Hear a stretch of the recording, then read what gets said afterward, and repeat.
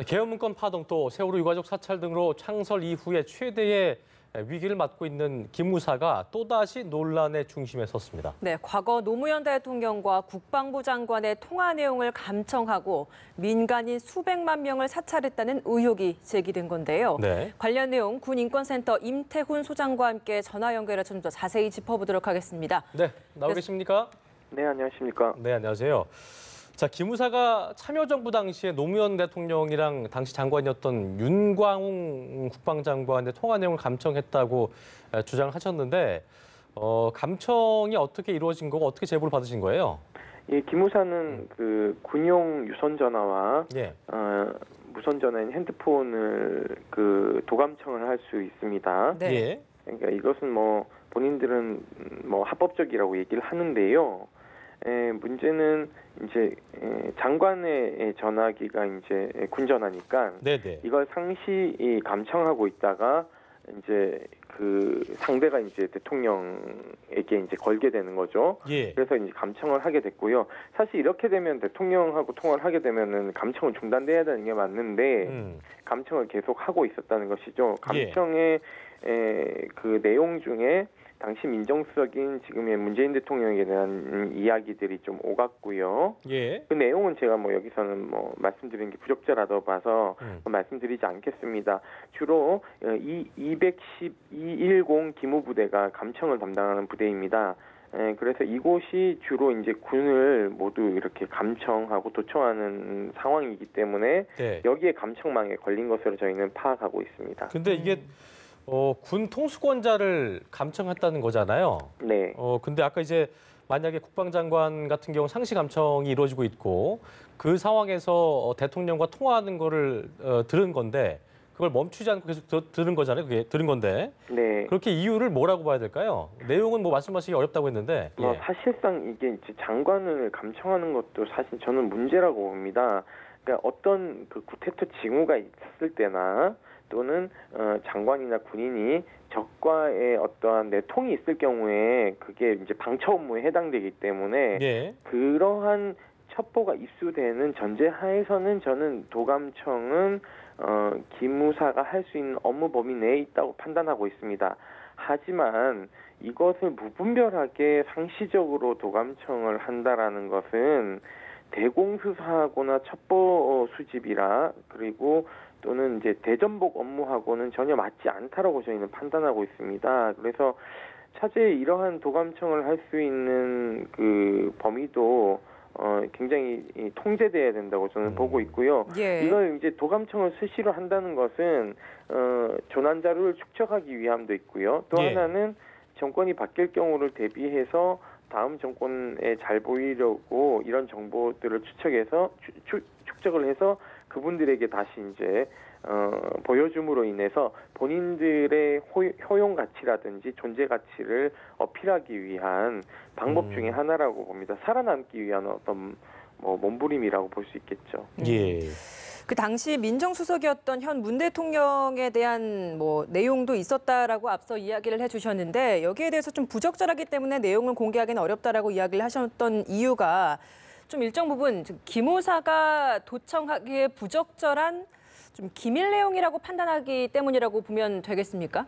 그런 것보다는요. 예. 그것을 다시 제가 얘기하는 것은 예. 그런 불법 행위를 그 불법적으로 수집된 정보를 이야기하는 것 자체가 이제 부적합하다는 말씀을 드리는 겁니다. 예, 알겠습니다. 그렇다면 또 지금 이 대통령과 뭐 국방장관 간의 통화 내용 이외에도 지금 민간인 수백 명에 대한 사찰 이야기도 있지 않겠습니까? 예. 민간인 수백 명은 지금 어떤 경로로 사찰을 하게 됐다라고 하는 겁니까? 두 가지 루트인데요. 하나는 군 부대를 방문하게 되면 예. 우리 신분증을 제시하게 되죠. 그쵸. 거기엔 개인정보가 담겨져 있습니다. 네. 그래서 한 달에 한 번 기무사가 각 보안 부서들을 그 위병소로 보내서 이걸 수합해서 5처에서 경찰이 제공한 50개의 단말기와 해선으로 경찰망으로 들어가서 출국 정보, 입국 정보, 범죄 경력 조회, 그리고 뭐 주소지 같은 것들을 다 열람하고 거기에 따라서 예를 들어서 뭐 집시법 위반 벌금을 낸 사람이 있다든가 이런 사람들 또는 중국 같은 적성국가를 방문한 사람들을 이렇게 출연해서 대공용의성산에 올려놓고 감시나 미행, 감청, SNS 관찰들을 하면서 사찰하는 행위가 하나 있고요. 예. 한 해 20만 명의 장병이 입대하지 않습니까? 네. 이 입대 장병들이 이제 입대를 하게 되면 모든 신상 정보를 이제 다 사찰하게 되는 것이죠. 그렇게 해서 혹시라도 과거 뭐 그러한 촛불 집회에 나간 경력 때문에 뭐 벌금을 받은 경력이 있으면 그 사람을 집중적으로 사찰하게 되고 휴가 시에 누굴 만나게 되는지도 보게 되고요. 그와 만나는 사람을 또 사찰해서 이게 혹시 뭐 학생 운동권의 어떤 서클이다라고 판단되면 여기를 이제 또 내사를 하게 되는 그러한 사찰이 이루어지고 있는 것으로 저희는 제보를 받았고 실제 그게 이루어진다는 것도 저희가 확인을 했고요. 예. 경찰 50개 해선을 사용하고 있다는 것은 경찰 관계자를 통해서 비공식적으로도 확인을 했습니다. 일단은 그러니까 그 면회 가신 분들은 정보가 다 들어갔다고 보면 되는 건가요? 그럼요? 예, 그렇습니다. 그 군부대를 취재간 기자분들도 사실상 모두 다 개인정보가 사사시 사찰됐다고 보시면 됩니다. 그렇군요. 이렇게 민간인을 사찰하는 거 명백한 불법 아닙니까? 예. 예, 불법이죠. 60단위의 기무부대가 주로 이런 업무들을 하게 되는데요. 예. 이 외에도 사실은 200억 원이 넘는 특활비로 그 각 지역에 있는 지역 정치인, 공무원, 지역 유지들을 세미나 명목으로 만난다고 해서 술자리 향음 접대를 하고 고급 선물을 줌으로 인해서 평상시에 정보를 여기서 취득하거나 예. 또는 국회의원 보좌진이나 시민활동가들을 대상으로 30만 원의 고가의 식사나 선물을 제공해서 예. 사실상 프락치로 활용하는 그런 경우도 굉장히 많습니다. 네. 그렇기 때문에 이러한 그 기무부대가 각 지역까지 모두 내려가서 정보를 수합하는 것, 이건 저는 명백한 정치 중립 위반 행위라고 보고 있고요. 예. 심지어는 이러한 동향 관찰을 통해서 그 소위 말해서 갤럽 등과 같은 여론조사 기능을 대행하기도 합니다. 예를 들어서 선거에서 누가 당선될 건지, 지방선거에서 누가 당선될 건지, 예. 또는 총선, 대선 때 어떻게 될 건지를 본인들이 이러한 그 부대들을 동원해서 여론을 미리 조사하는 거죠. 사실은 이런 여론조사는 여론조사 기관보다 더 촘촘하고 더 고급적인 어떤 그 리서치가 이루어지기 때문에요. 이런 것이 정치적인 반대자들 또는 뭐 본인들과 이익이 맞는 사람들에게 제공되는 경우들도 있는 것으로 저희는 알고 있습니다. 아까 그 소장님께서 말씀하실 때 이렇게 하는 것이 집권 정부, 그러니까 현 정부에게 좀 잘 보이기 위한, 살아남기 위한 방법이라고 얘기하셨었는데, 이렇게 좀 군 같은 경우는 정치 중립성을 잘 지켜야 되는 곳인데 이게 위반한 행위, 이게 어제 오늘 일은 아니라면서요?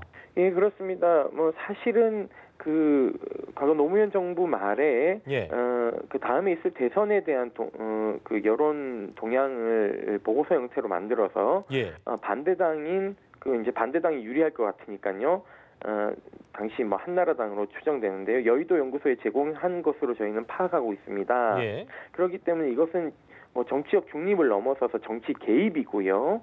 이러한 욕구들이 결국은 그 탄핵 정국에서 군 병력을 투입해서 계엄령을 통해서 다시 5.18 같은 그런 또는 12.12 군사반란 같은 행위를 하려고 했던 욕구까지 가는 그러한 무소불위의 권력을 행사하려는 것으로 저희는 파악하고 있습니다. 예. 네, 또 들려오는 내용이 기무사가 특활비 200억 원을 민간 관련 첩보를 모으는 데 주로 사용해왔다. 이건 어떤 내용입니까? 이건 뭐 앞서 말씀드린 것처럼 그렇게 이제 지역에서 예. 정보를 수집하는 일들도 하고 있고요. 실제 그 지난 7월 5일에 모 신문사가 밝힌 사찰 내용을 보면은요, 2016년 기무사가 대외 문건으로 작성한 현안 보고 좌파단체 민주주의 국민운동 하반기 투쟁 계획이라는 게 있습니다. 2016년 9월 23일 날 계획인데요. 이 단체는 함세홍 신부님 등이 이렇게 활동하고 있는 사실상 시민사회 단체입니다. 좌파 단체도 아니고요. 예. 여기 합정동에서 이제 16년 8월 25일 워크숍을 개최했는데요. 여기에 대한 워크숍 내용이 아주 상세하게 적혀 있습니다. 저희는 이것이 도감청 내지는 해킹을 통해서 내용을 확보했거나 아니면 그들이 평상시 200억 원으로 주된 특활비로 그 프락치들을 심는다고 하지 않았습니까? 예. 그런 사람들을 동원해서 이제 이런 내용을 확보했을 개연성이 높고요. 그리고 각종 집회 현장 같은데도 기무사 요원들을 이제 투입하고 있습니다. 최근에는 서울 키오문화 축제 등 대규모 문화 행사에도 이러한 요원들을 투입해서 민간인들의 일거수일투족을 사찰한 것으로 저희는 파악하고 있습니다. 그렇군요. 자, 조만간에 국방부 산하에 있는 국군 기무사령부가 개혁위원회가 기무사 개혁안을 발표한다고 하는데 끝으로 소장님께서 보실 때 기무사 개혁이 어떤 방향으로 이루어져야겠다라고 하시는지 한 말씀 해주시고 마무리 짓겠습니다. 예. 저는 선진국형으로 가야 된다고 생각하고 있고요. 지금 현재 기무 요원들은 모두 원대 복귀시켜야 된다고 보고 있고요. 예. 오히려 기무사령부는 본부로 축소해서 민간 개방지기 본부장이 오셔야 되고요.